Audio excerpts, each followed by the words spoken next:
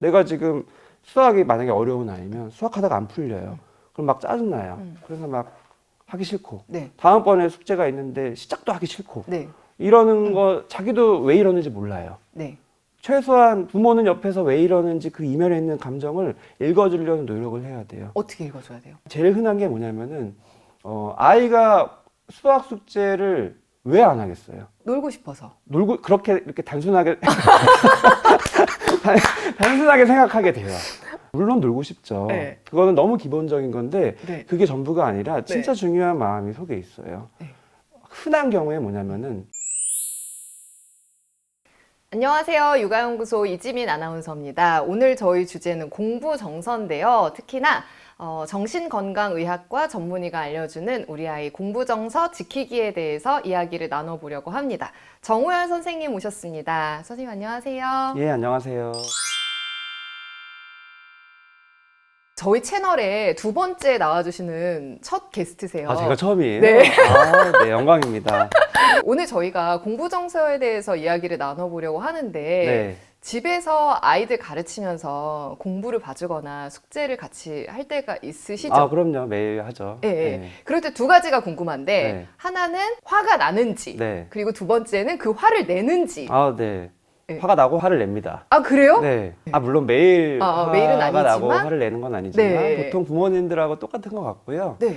보통은 아이의 어떤 연령대에 따라서 부모님의 마음이 네. 흔들리는 시기가 있잖아요. 네. 근데 처음에 아이 태어나고는 열심히 키우다가 네. 떼쓰는 시기, 네. 돌에서 두 돌 사이부터 아이가 말을 안 듣기 시작하면서 그때 네. 이제 막 끌어오르잖아요. 그렇죠. 네. 그때부터 이제 엄마들이 많이 힘든데 음. 그거가 이제 조금 소강되고 네. 이제 내가 좀 살만하면 음. 그다음에 이제 다시 찾아오는 네, 게 찾아오는 네. 게 바로 네. 숙제시키고 공부시키고 하라고 하는데 그게 내 마음대로 안 될 때 찾아오는 네. 이 분노, 네. 화. 네. 이게 이제 보통 엄마분들이 다 경험하는 거를 저는 제 아이를 키우기 전부터 경험을 간접적으로 하다가 네. 저도 이제 아이를 키우면서 그 시기가 찾아온 지도 좀 됐죠. 네. 역시나 가르치는 거는 진짜 쉽지가 않구나. 네. 어린이집에서도 선생님들이 아이들을 돌볼 때는 화가 안 나지만 네. 집에서는 내 아이를 내가 돌볼 때는 화가 나는 것처럼 네. 공부도 학원에서 선생님들이 가르치는 건 화가 안 나지만 네. 집에서 내가 내 아이를 가르치는 건 화가 나고 네. 그 이유는 아이들도 누울 자리를 보고 다리를 뻗기 때문에 네. 부모님이 가르치면은 선생님이 가르칠 때랑 많이 다른 것 같아요. 네. 긴장도도 다르고 당연히 집중도도 다르고 네. 여러 가지가 다른 것 같아요. 네. 그래서 항상 회의가 들어요. 이거를 내가 음. 가르치는 게 맞나? 음. 이렇게 하라고 하는데 안 하고 그쵸. 이렇게 했으면 좋겠는데 안 하고 미루고 그렇죠. 막 짜증내고 네. 나한테 뒤집어 씌우고 네.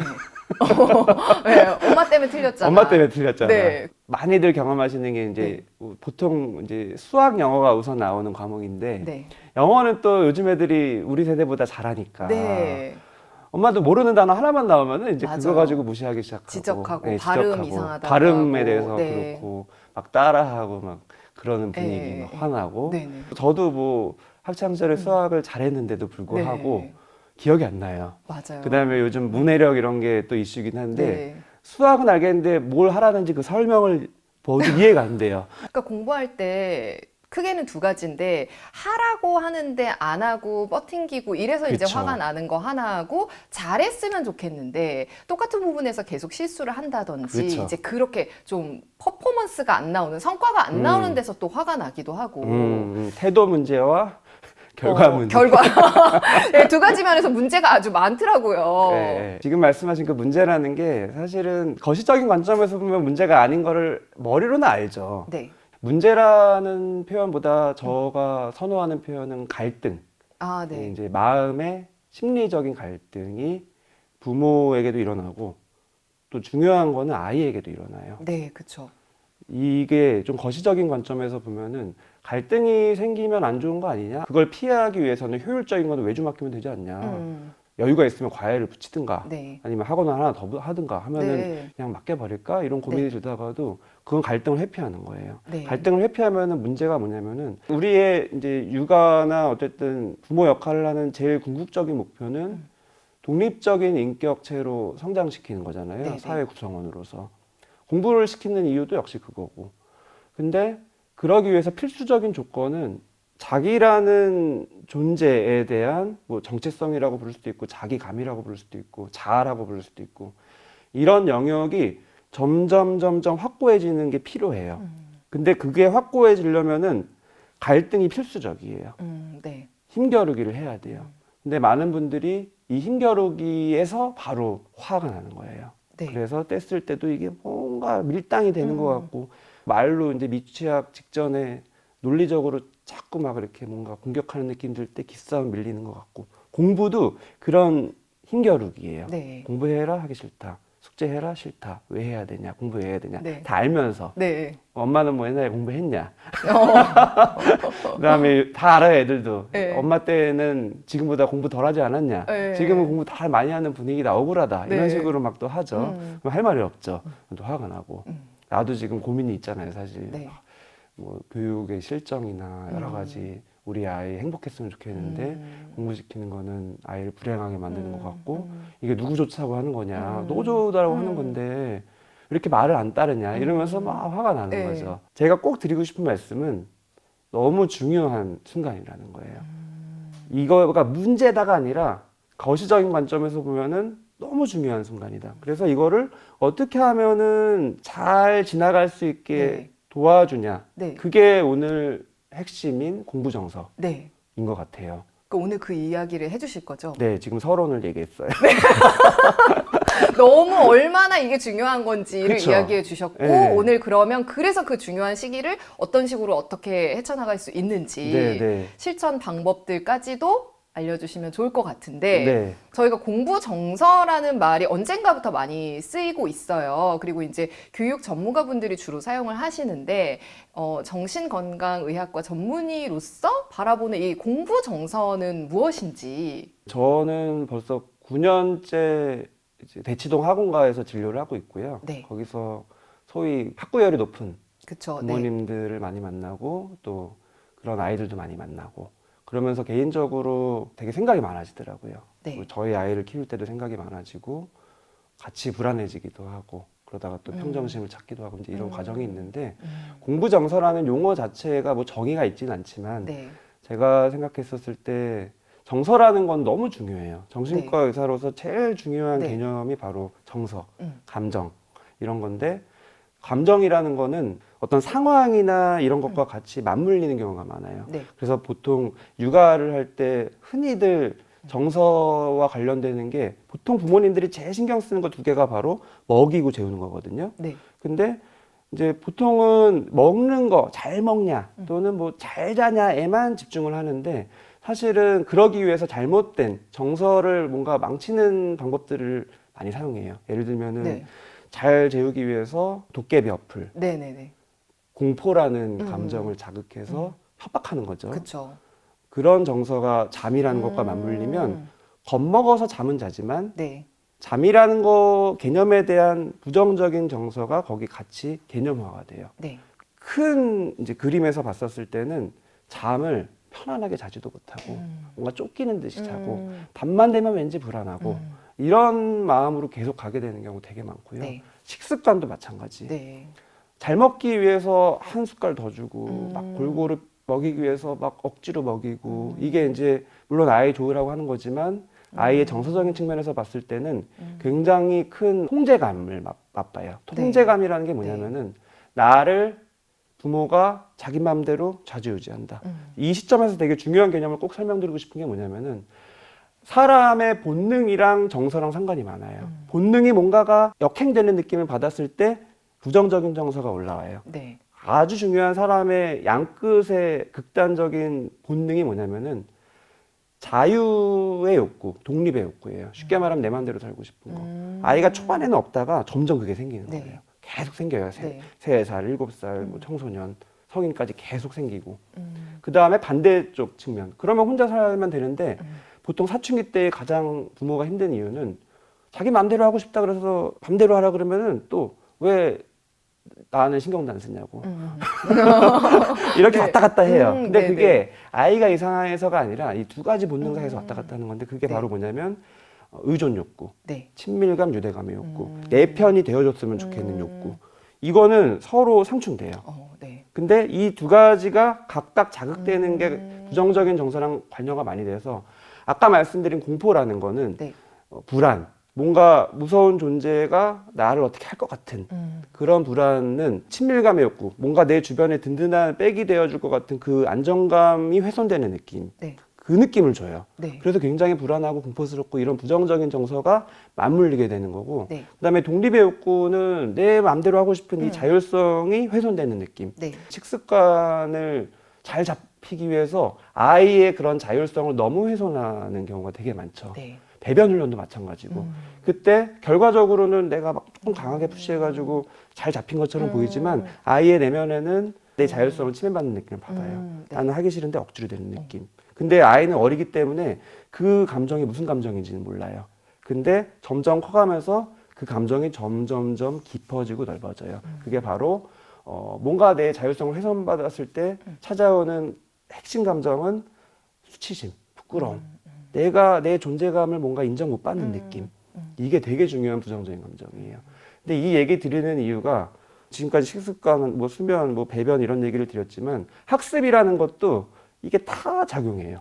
그러니까요. 네. 사실 굉장히 다르게 많이 보시거든요. 초등학교 갔더니 갑자기 힘들어졌어라고 하는데 이렇게 설명을 들으니까 별반 다르지 않은 것 같아요. 아이를 골고루 잘 먹이고 잘 재우고 아이를 위해서 하는 행동들인데 그 과정에서 협박이나 네. 이제 이런 것들이 방법이 좀 잘못되면서 아이에게 부정적인 감정을 심어주듯이 그쵸. 공부도 정말 그런 것 같거든요. 그렇죠. 보통 그래서 공부 정서를 뭐 잘 만들어보고 싶죠. 네. 그러면 오해하는 게 정서라는 거를 이제 공부와 관련된 감정을 좋게 해서 네. 공부를 내가 재미있게 즐겁게 자기주도적으로 하고 싶도록 그쵸. 만들어주고 싶잖아요. 그렇죠. 네. 근데 정서는 그런 게 아니에요. 정서는 의도적으로 감정을 부여시켜주는 게 아니라 이미 아이한테 있는 거예요. 예. 네, 이미 아이한테 그 순간에 찾아오는 거예요. 그래서 내가 공부를 시키는 순간순간마다 아이의 반응을 잘 봐야 돼요. 네. 무조건 뭐 긍정적인 정서를 심어주냐 이게 아니라 정서라는 것 자체는 사실은 우열이 없어요. 아이가 그 순간에 찾아오는 감정, 공부하다가 긍정적인 정서를 받을 때도 있어요. 자기가 좀 자신 있는 과목이 다 있거든요, 아이마다. 네. 그걸 좀 결과적으로 잘 나오는 느낌 받았을 때, 또 그거에 대한 긍정적인 피드백이 있을 때 막 자신감 생기고 이런 느낌 있죠. 우월감이 생기고. 네. 이건 당연히 긍정적인 정서고. 네. 또 반면에 자기가 좀 잘 안 되는 느낌을 받은 과목도 있고 그런 환경도 있고 그럴 때는 또 내 못하는 느낌도 받고 부정적인 정서도 받을 수 있고 그래서 정서라는 게 이런 모든 것을 부모가 옆에서 함께 해주는 게 진짜 중요해요. 그게 바로 정서를 옆에서 공유해주는 역할을 부모가 하는 거고 그 역할을 해주는 게 중요한 이유는 그래야지 정서가 조절이 돼요. 아이는 정서를 조절을 못 하거든요. 우리 어른도 잘 못하지만 네. 아이는 더 못해요. 그 이유는 뇌도 아직 정서 조절할 만큼 발달이 안 돼 있는 것도 있지만 자기 정서가 뭔지도 모르고 인식도 못하고 그냥 반응만 해요. 그러니까 되게 억울해요. 부모 입장에서는 얘가 그냥 괜히 숙제 안 하는 것 같고 괜히 미루는 것 같고 괜히 부모 탓하는 것 같고 괜히 막 화내는 것 같고 사실은 그 이면에 있는 정서가 있는 거예요. 그래서 그 이면에 있는 정서를 내가 있는 그대로 그냥 읽어주기만 하면 아이가 내가 지금 느낀 감정이 이거구나. 네. 아이는 모르거든요. 내가 지금 수학이 만약에 어려운 아이면 수학하다가 안 풀려요. 그럼 막 짜증나요. 그래서 막 하기 싫고 네. 다음번에 숙제가 있는데 시작도 하기 싫고 네. 이러는 거 자기도 왜 이러는지 몰라요. 네. 최소한 부모는 옆에서 왜 이러는지 그 이면에 있는 감정을 읽어주려는 노력을 해야 돼요. 어떻게 읽어줘야 돼요? 제일 흔한 게 뭐냐면은 아이가 수학 숙제를 왜 안 하겠어요? 놀고 싶어서. 놀고 그렇게 이렇게 단순하게 단순하게 생각하게 돼요. 물론 놀고 싶죠. 네. 그거는 너무 기본적인 건데 네. 그게 전부가 아니라 진짜 네. 중요한 마음이 속에 있어요. 네. 흔한 경우에 뭐냐면은 이미 다 경험치가 있는 거예요. 내가 수학했다가 안 되는 순간을 마주했다. 그 순간에 특히나 아이 성향마다 달라요. 되게 잘하고 싶은 마음이 많은 승부욕도 많고 네. 경쟁심도 많고 이런 아이는 뭔가 안 풀리는 순간에 감정적으로 좌절감을 그만큼 또 많이 받아요. 네. 내가 뭔가 잘하고 이겼을 때 좋은 느낌 많이 받을수록 반대 측면에서 안 됐을 때 좌절감을 많이 받아요. 그러면은 아이는 이게 좌절감이라는 것도 몰라요. 근데 느끼긴 해요. 그래서 엄마가 옆에서 그걸 잘 봐야 돼요. 얘가 그냥 놀고 싶어서 안 하지 뭐 이렇게 판단해버리면 아이는 억울해요. 그건 아닌데. 미안하다. 그건 네. 아닌데 억울해요. 그게 바로 이제 부정적인 정서. 그러니까 부정적인 정서라는 게 내가 지금 하기 싫다. 이게 부정적인 정서가 아니라 그 이면에 있는 감정을 옆에서 공감을 안 해줬을 때 찾아오는 내 감정을 나 스스로도 외면하게 되고 못 읽게 되는 그게 진짜 부정적인 정서예요. 그래서 부모로서 그 가능성들을 잘 이렇게 헤아려야 되는데 네. 저는 이제 그거를 직업상 네. 헤아리게 되는 것 같아요. 오, 그거는 뭐 왜 느끼냐면 저희 아내와 함께 공부를 가르칠 때 네. 저희가 방법적인 측면에서 막힐 때 저도 화나고 이럴 때가 있다 그랬잖아요. 네. 머리로는 지금 이렇게 설명해도 네. 저는 이런 비유를 많이 드려요. 그래서 제가 공부를 잘 가르치냐? 절대 네. 아닙니다. 네, 네, 저는 그냥 축구 선수가 아니라 축구 해설자예요. 근데 제 축구 해설자가 네. 제 아이를 가르치는 축구 선수를 해야 되는 거예요. 그럼 당연히 안 되죠. 똑같아요. 그럴 때는 아내랑 또 바톤 터치를 해요. 그리고 아내도 하다가 안 되면 바톤 터치하고 오, 그러면은 네네. 조금 전환이 돼요. 아이도 좀 신선하고 저희도 신선하고 그래서 조금 새롭게 다시 되는 그 장점이 있는데 네네. 그러면서 느끼는 게 아내는 똑같이 그냥 공부하기 싫어서 안 한다고 생각하더라고요. 근데 저는 그 이면에 있는 감정들이 네. 무수히 많을 수 있다는 것을 어쨌든 해설자로서 머리로는 알아요. 네네네. 그래서 그 부분을 조금 짚어줘요. 그런 가정을 하고 그런 추정을 해서 그렇게 대화를 하다 보면은 정말 많은 경우에 다 해당이 되더라고요. 그래서 조금 이렇게 예시를 말씀드리고 싶은 게 뭐냐면은 네.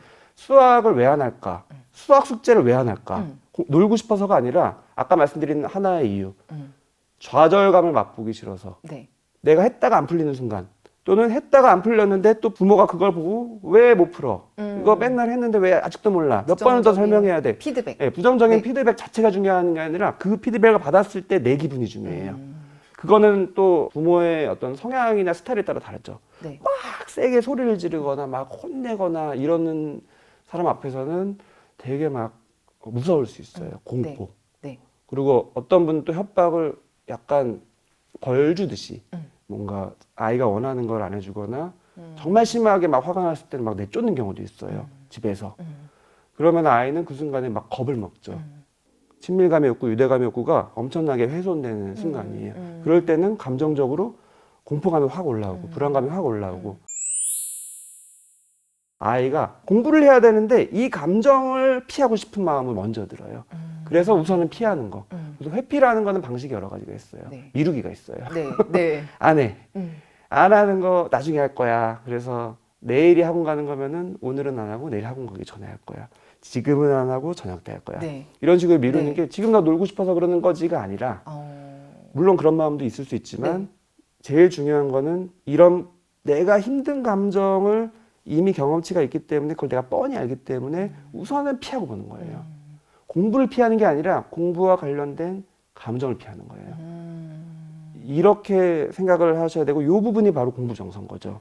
근데 이제 이런 뭔가 협박하거나 공포심을 조장하는 방법도 있지만 또 중요한 또 잘못된 방법이 네. 아이의 자율성을 훼손하는 방법도 있어요. 네. 나는 지금 계획이 다 있을 수 있거든요, 아이마다. 나는 지금 뭐 할 거고 이따가 숙제할 거야. 근데 지금 이런 거 내 마음이나 이런 거 다 무시하고 지금 해. 근데 부모가 되면은 그러기가 쉽더라고요. 네. 지금 해. 이따 해도 되는데 지금 해. 네. 왜 말 안 들어? 네. 그게 기싸움이에요. 통제감. 자율성의 욕구를 훼손시키는 아이의 부정적인 감정이 그때 커지는 순간이에요. 그때 느껴지는 감정이 수치심이에요. 사람으로서 존중받지 못하는 느낌. 뭔가 무시받는 느낌. 그 순간에 확 들어요. 그러면은 표현형은 그게 아니에요. 아이는 그런 식으로 생각 못 하거든요. 표현형은 화예요. 화내고. 막 갑자기 막 충동적인 언행을 하고 아이가 막 욕 같은 얘기를 하거나 아니면 막 뭘 던지거나 그러면은 많은 부모님들이 그 행동에만 집중을 하죠. 나중에 커서 뭐가 되려고 그래. 그렇죠. 또 협박하는 거예요. 네. 이것도 다 협박이죠. 네. 이면에 있는 그 감정을 읽어줘야 되는데 네. 이게 어려워요, 생각보다. 알아도 잘 안 되는데 네. 제가 방송에서 말씀드리는 이유는 모르는 것보다 훨씬 나아서 음. 아이의 이면에 이런 자율성이 훼손됐을 때 찾아오는 수치심의 표현형인 분노다. 그래서 화에 집중하지 말고 이면에 있는 감정에 집중해라. 그럼 이걸 어떻게 해야 되나요는 제가 마지막에 이렇게 팁을 알려드리려고 네. 대화법을. 네. 네. 이런 큰 구도가 있는 그 순간이 바로 공부를 부모가 가르치는 그 장면이다. 그 순간에 엄청난 정서들이 아이한테 작용한다. 단순히 공부를 가르치는 게 중요한 게 아니라 그 이면에 있는 정서를 함께 해줘야 된다. 네. 근데 부모님들이 이 시점에 고민이 생겨요. 네. 그러면 숙제시키지 말아야 되나요? 네. 우선 편하게 해줘야 되나요? 여기서 꼭 말씀드리고 싶은 게 정확히 구분해야 돼요. 부모가 아이한테 해줘야 되는 거는 딱 두 개예요. 육아의 대원칙이기도 한데 교육도 역시 대원칙이 통하는데 네. 아이의 행동은 조절해주고 네. 아이의 마음은 다 받아주고. 근데 많은 분들이 이걸 세트로 생각해서 네. 아이의 마음을 받아줬다가는 네. 지금 숙제를 시키지 말아야 될 것 같아요. 어. 어떤 순간에도 아이의 마음은 다 받아줘야 돼요. 그 이면에 있는 여러 가지 이런 감정들, 또 생각들. 그 이면에 있는 이런 마음을 부모가 헤아려줄 준비가 돼야 되고, 헤아리면 다 받아줘야 돼요. 받아줬다가 내가 숙제 못 시키게 될까봐, 이거 받아줬다가 애가 공부 안 할까봐 불안한 마음이 들거든요. 구분을 해야 돼요. 이거 받아주는 거랑 별개로 숙제는 시킬 수 있다. 육아로 돌아가면 똑같아요. 떼쓰면 안 돼. 랑 똑같아요. 떼쓰는 이유 다 받아줘야 되고, 하지만 공공장소에서 다른 사람을 때리거나 이런 피해를 주는 행동은 하면 안 돼. 네. 이런 거랑 똑같이 구분해서 해야 돼요. 그러면은 부모의 착각은 그러면은 결과적으로는 어차피 공부시키는 건데 네. 아이의 마음은 똑같지 않나요? 전혀 달라요. 아이는 내 자율성의 욕구, 내 의존성의 욕구가 훼손되지 않게 존중받는 느낌을 받으면 그게 진짜 중요해요. 하루 만에 되진 않아요, 당연히. 근데 몇 년을 걸쳐서 점점점 돼요. 숙제를 시키더라도 난 하기 싫지만 내 이면에 있는 마음은 엄마가 다 알아. 아빠가 다 알아. 그리고 이 마음을 같이 공유하고 있어. 그래서 내 이런 마음들을 공유하고 믿어주는 내 편이 있어. 그렇다고 해서 부모가 자기 마음대로 다 학원 정하고 다 내 타이밍이나 이런 거 다 강압하는 건 아니야. 어느 정도 부모님도 내 선에서 생각해 주시고 부모님도 고민을 많이 하시고 숙제할 시간이나 숙제의 양이나 어떤 학원을 정하는 거나 다 부모 마음대로 하지 않고 나랑 상의하면서 내 자율성을 존중해 주면서 해. 이런 마음이 몇 년에 걸쳐서 생겨요. 이게 돼야지 사춘기 청소년이 됐었을 때 안정적으로 자리 잡죠. 보통 요즘에 자기주도 학습, 내적 동기 이런 식으로 공부를 스스로 잘하는 네. 어린이를 꿈꾸잖아요. 물론 저도 꿈꿔요. 네. 근데 이게 그냥 하늘에서 뚝 떨어지는 게 아니라 이런 게 밑바탕이 몇 년에 걸쳐서 됐었을 때 아이가 특히 이제 성장하면서 자기의 생각이 더 확고해지고 하고 싶은 꿈이나 방향이 더 생겼을 때 쭉쭉쭉 나아갈 수 있어요. 그래서 어떻게 보면은 이 밑바탕을 계속 만들어주는 작업을 하는 게 공부 정서를 부모가 옆에서 함께 공유해 주는 거. 되게 중요한 게 긍정적인 정서를 심어주는 게 아니에요. 우리가 화분 키울 때 무슨 유전자를 조작하는 거 아니잖아요. 네. 그냥 물 주고 햇빛 주고 거름 주고 한 방에 끝내는 게 아니라 길게 같이 해주는 거. 근데 그거 해주는 게 생각보다 그렇게 쉽진 않다. 왜냐면은 부모도 감정을 가진 존재고 공부를 가르치다 보면 친밀감이 훼손되는 느낌 너무 받아요. 네. 막 멀어지는 느낌. 그것도 싫고. 그렇다고 해서 내가 공부를 시키자니 내가 이제 해주고 싶은 대로 하자니 또 아이가 거부하고 네. 막 이런 복잡한 감정이 네. 서로 막 싸우는 거거든요. 내가 해줄 게 그런 게 많은 게 아니에요. 막 유전자 조작 다 하고 막 이러는 게 아니라 옆에서 어떻게 하면은 햇볕의 존재가 되어줄까? 어떻게 하면은 정기적인 물을 주는 존재가 되어줄까? 어떻게 하면 거름의 존재가 되어줄까? 이 고민을 해야 돼요. 근데 이런 것들이 다 감정이라는 거예요. 그래서 감정을 어떻게 하면 읽어줄 거냐? 감정은 긍정적인 정서를 심어주는 게 아니라 아이한테 있는 감정을 같이 읽어주면 돼요. 그래서 긍정적인 점서가 생기는 게 중요한 게 아니라 긍정적이든 부정적이든 항상 왔다 갔다 하면서 막 경험할 거거든요. 네. 그거를 옆에서 같이 공유해 주는 거를 네. 하면 그게 바로 계속 됐었을 때 정서를 스스로 조절할 수 있는 아이가 돼요. 정서를 조절하는 게 너무 중요해요. 청소년 때 진짜 공부 많이 하고 학원 많이 다니고 부모님들도 많이 지쳐 있고 아주 예민한 고등학교 시절, 네네. 재수 시절, 네. 대치동에서 힘들 아이들을 보면은 네. 항상 느끼는 게 정서 너무 중요한데 정서를 놓쳤구나. 근데 이제 놓친 게 나쁜 마음에서 놓친 게 아니라 그쵸. 몰라서. 네. 그래서 이제 얘기를 해주고 싶은 건데 자기가 그 순간에 있는 감정을 모르면 어떤 일이 벌어지냐면 스스로 감정을 억압해요. 내가 지금 수학 문제 풀다가 막혔을 때 느껴지는 좌절감 네.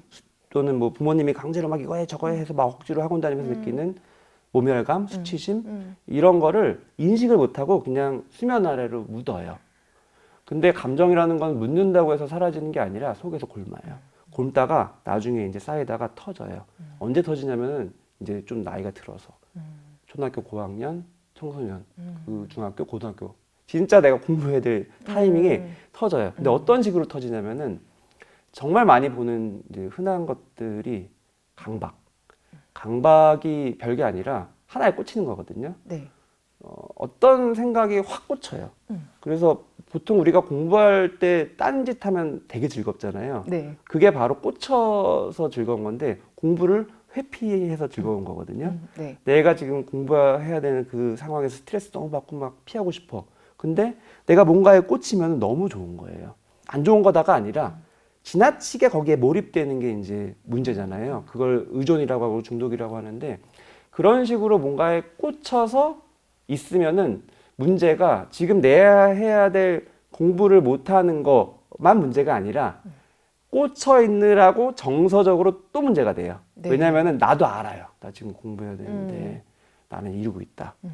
이런 자기 자신에 대한 스스로 모멸감, 비하감을 막 가져요. 근데 옆에서 부모님이 또 한마디 더 해요. 네 친구는 지금 뭐 한다. 너가 지금 그럴 때냐. 몇 시까지 한다. 어디 학원 다닌다. 이러면은 이제 더 힘들어지죠. 이런 부정적인 정서로 꽉 차요. 마음속이. 그러면은 에너지가 쭉쭉쭉 빠져요. 왜냐하면 사람은 부정적인 정서든 긍정적인 정서든 이거를 해결하려고 막 애를 써요. 이거에 사로잡혀 있느라고 쭉 에너지가 빠지면 그 다음에 이제 번아웃. 공부할 힘이 없고 집중도 안 되고 심하면 이제 우울증도 오고 아니면 또 흔한 게 신체화. 이것도 하나에 꽂히는 거예요. 몸이 어디 아픈 거에 많이 꽂혀요. 청소년들은 배가 아프다, 머리가 아프다, 네. 뭐 허리가 아프다. 근데 꾀병이 아니라 실제로 아픈 건데 그걸 신체화라고 그래요. 네. 억압된 감정, 내가 인식하지 못한 감정을 외면하는 방법.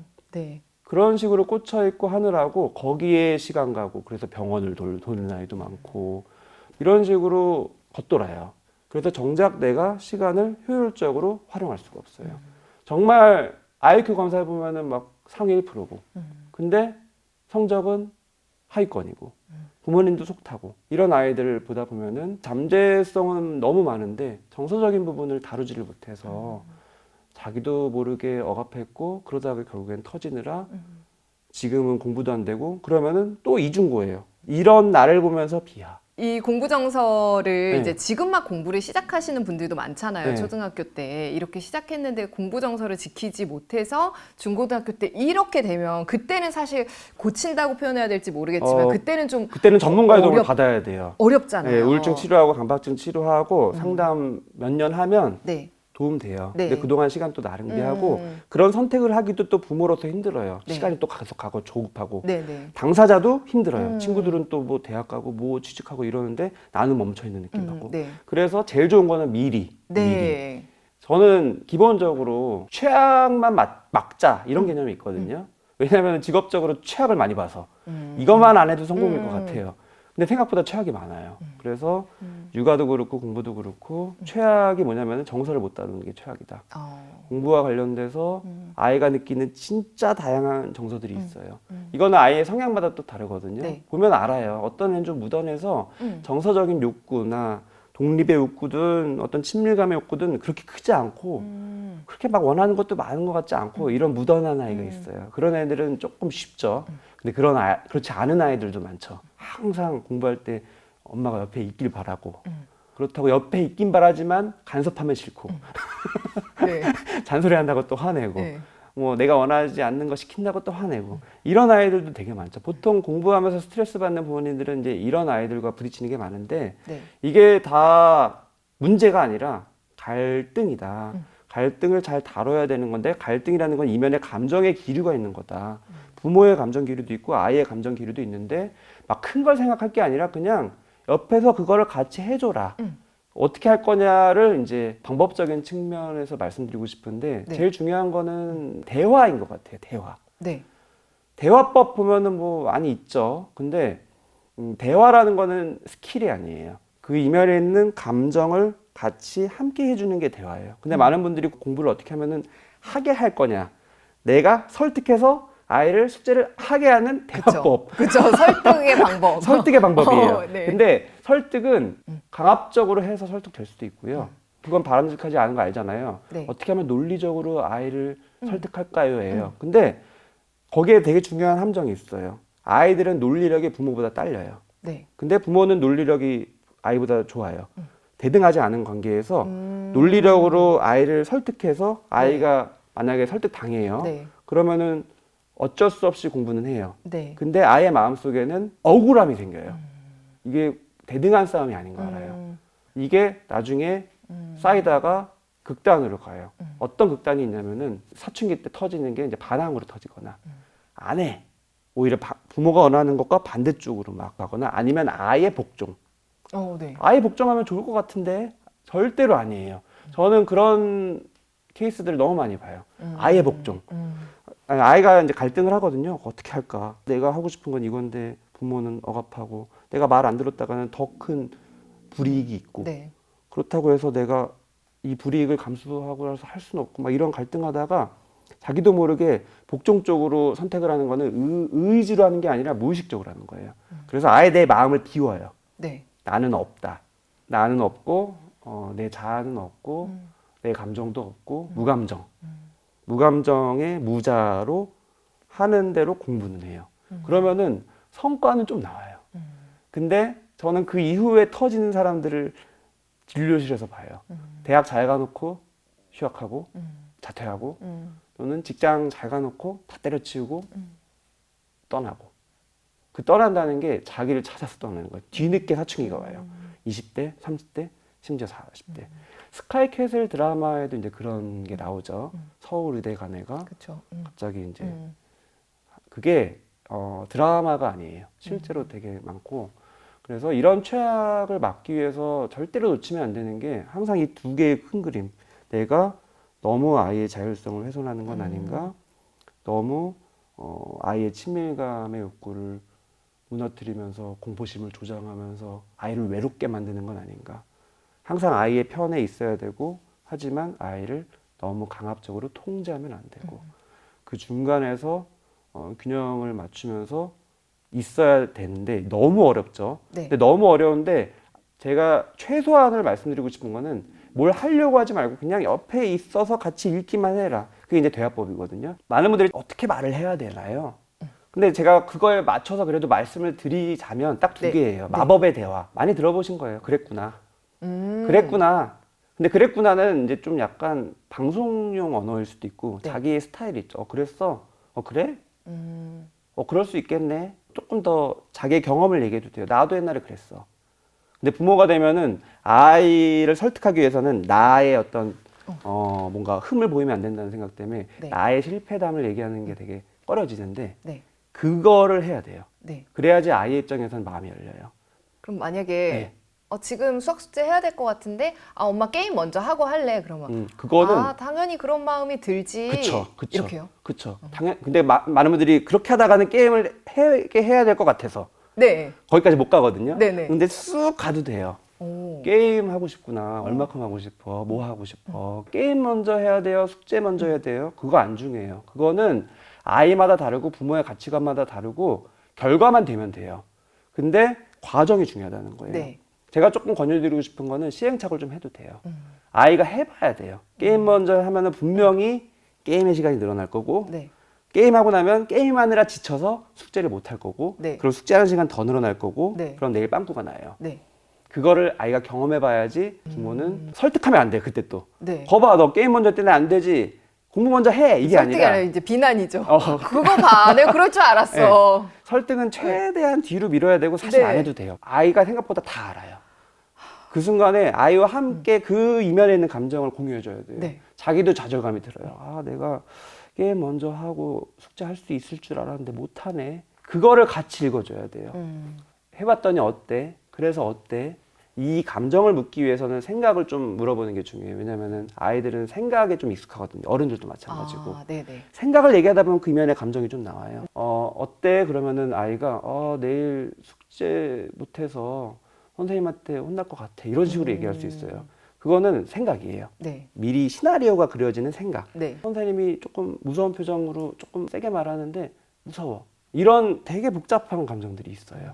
생각보다 아이는 우리처럼 감정과 생각이 굉장히 복잡하다. 학원도 혼자 가는 게 아니라 그 안에서 아이들이 있고 내가 친한 아이보다 거기서 테스트 봤었을 때 조금 못 보면 아이는 또 질투도 느끼고 창피함도 느끼고 이런 식의 시나리오가 생각보다 무지 많아요. 이거를 부모가 같이 옆에서 해줘야 돼요. 그거 해주다 보면 아이가 너무 그런 상상만 하고 그런 감정만 들고 막 공부 못하는 거 아니에요? 아니에요. 이미 마음이 있어요. 이미 마음에 있는 거를 같이 읽어주고 같이 하면은 이게 해결이 돼요. 그게 바로 감정의 해소고 감정의 조절이고 감정은 이거를 같이 읽혔을 때 해소가 돼요. 그러면은 이제 털 수 있는 거예요. 이런 개념이 수년에 걸쳐서 자리 잡아요. 한 방에 자리 잡는 게 아니라 그거를 초등학교 저학년, 고학년 갈수록 계속 해주는 게 부모의 되게 중요한 역할이고 이게 왜 중요하냐면은 단순히 공부 잘하기 위해서가 아니라 이게 됐었을 때 자아가 점점 강해져요. 그게 탄탄해졌었을 때 주도적으로 자기가 하고 싶은 마음이 생길 수 있고 내적 동기라는 게 바로 그거예요. 자율성이 있고 그 다음에 옆에서 내 편이 되어주는 뭔가 유대감이 있고 그랬을 때 진짜 내적 동기가 생기고 쭉 끌고 갈 수 있는 힘이 되거든요. 다들 경험하실 거예요. 사춘기 이후로는 부모가 할 수 있는 게 없어요. 그때 스스로 하기 위해서는 이런 작업들이 밑에서 쫙 몇 년간 있어야 된다. 이게 바로 공부 정서라고 그냥 지금 일컫는 거죠. 아이들이 나중에 이제 사춘기 때 공부에 집중 못하는 진짜 중요한 이유 중에 하나가 관계거든요. 고립되면 안 돼요. 아이는 항상 부모한테 얘기하기 싫은 마음도 있지만 부모한테 얘기하고 싶은 네네. 마음도 있거든요. 네. 이 두 가지 두 가지. 마음이 싸우는데 거기에서 문을 닫아버리면 안 돼요, 부모가. 그러려면은 그 전에부터 공부 시기부터 뭐 매 순간에 정서적인 경험을 같이 해줘야죠. 판단하지 말고. 그거를 하려면은 내 시야가 결과 쪽에 있으면 안 돼요. 그 이면에 있는 정서적인 흐름 쪽에 있어야 돼요. 근데 이것도 부모가 익숙하지가 않아서 자꾸 해봐야 돼요. 네. 그래서 제가 말씀드린 마법의 단어는 그랬구나. 네. 그래서 어땠어? 그 다음에 조금 더 구체적인 팁으로는 끝까지 가보기. 그러면 어떨 것 같아? 시나리오 끝까지 가봐야 돼요. 그러면 무궁무진한 시나리오가 있어요. 나중에 심지어는 애들은 다 시험 잘 보고 나만 못 보고 그러다가 여기서 밑에 반에 갈 것 같아. 이런 것도 있어요. 아이가 생각보다 미래까지 가요. 근데 아이가 일부러라도 그냥 난 괜찮을 것 같은데? 라고 말을 하면 어떡해요? 그러니까 어떨 것 같아? 라고 했는데 그냥 빵점 맞아도 나는 상관없을 것 같아. 이런 식으로 나오면 어떡하죠? 그런 경우가 많죠. 어떻게 그때 해야 돼요? 그게 이제 되게 중요한 게 그게 100% 진심이 아니라는 확신이 있어야 돼요. 왜냐면은 아이도 자기가 아무리 뭐 초등학교 저학년만 돼도 난 아무 생각 없어. 난 막 살 거야. 나는 그냥 놀면서 평생 살 거야. 뭐 요즘 아이들이 꿈이 뭐 건물주니까. 빵점 좋아, 돈 좋아. 돈 좋아 이런 건데 그렇게 살 거야라고 말은 하지만 아무 상관없어라고 말은 하지만 자존심 싸움이에요.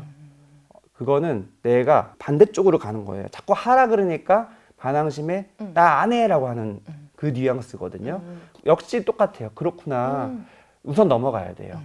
그러면은 아이가 사실은 이 마음만 있는 게 아니라 요 마음이 있는데 요 마음을 인정해주면 요 마음을 보게 돼요. 그러면 그 다음 날이든 아니면 조금 있다가든 안 했더니 어때? 또 물어봐야죠. 네. 그랬더니 좋아 이렇게 말을 할 수도 있죠. 네. 하지만 반복되다 보면 재미없어. 걱정돼.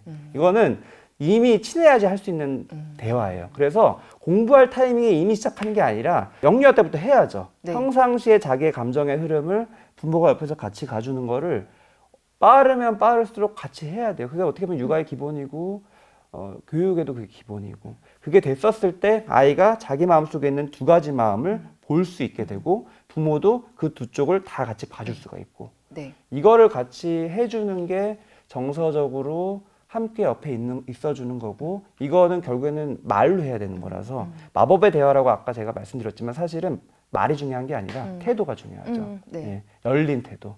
그 다음에 또 하나 좀 흔한 팁 하나 말씀드리고 싶은 거는 특히 완벽주의가 심하고 뭔가 욕심이 많고 경쟁심이 많은 아이일수록 잘하고 싶어서 더 안 해요. 네. 이게 회피예요. 뭔가 나는 잘하고 싶은데 내가 지금 막상 시작하면 안 풀리는 게 생길 거거든요. 그러면 못할 것 같은 불안이 올라와서 아예 시작을 안 하는 이런 아이들 되게 많아요. 그럴 때는 그 마음을 읽어줘야 돼요. 그래서 팁으로 한 문제만 풀자. 그냥 한 문제 안 풀어도 돼요. 그냥 책상에만 앉자. 안 해도 돼. 아이의 이 부담감을 좀 내려줘야 돼요. 진짜? 진짜 하나만 해도 돼? 하나만 해. 그러면 아이가 정말 많은 경우에 하나만 풀고 안 하기도 하지만 네. 풀다 보니까 풀려요.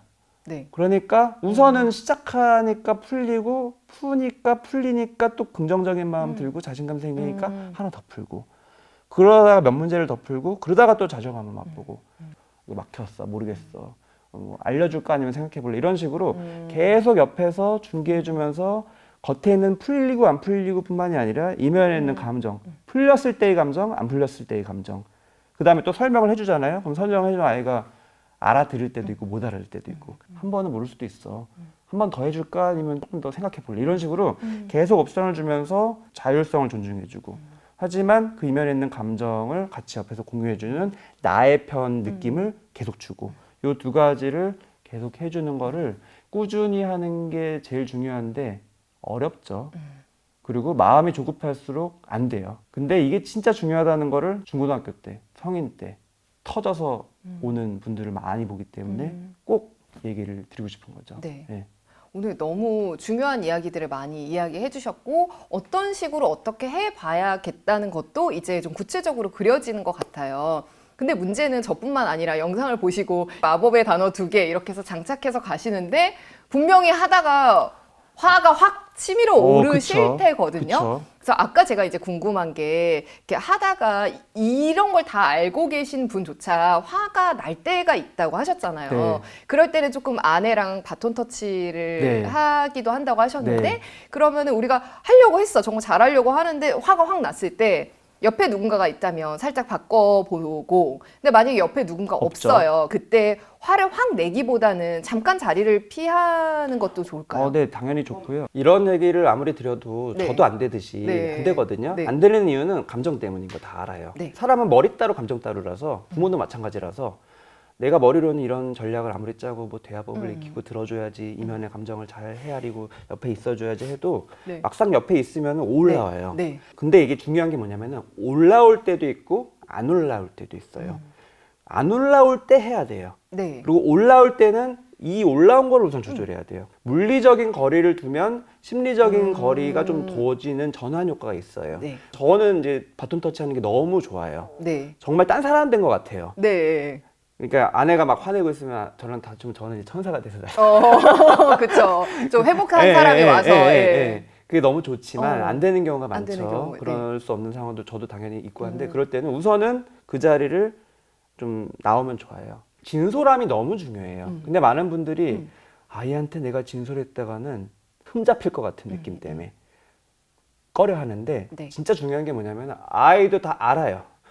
네, 그쵸. 화가 났고 참고 이미 있다. 알아. 내 숨소리만 들어도 알아요. 네. 그래서 그때는 이미 아이는 정서가 그때 작동해요. 네. 화를 내지 않아도 지금 이 엄마의 단계면은 그 다음 단계는 뭐가 더 센 게 올 거라는 걸 그쵸, 알아서 그쵸. 이미 네. 부정적인 일쪽 정서가 이미 활성화가 네. 되고 네, 있는 네. 거라서 어차피 안 돼요. 그래서 얘기해야 돼요.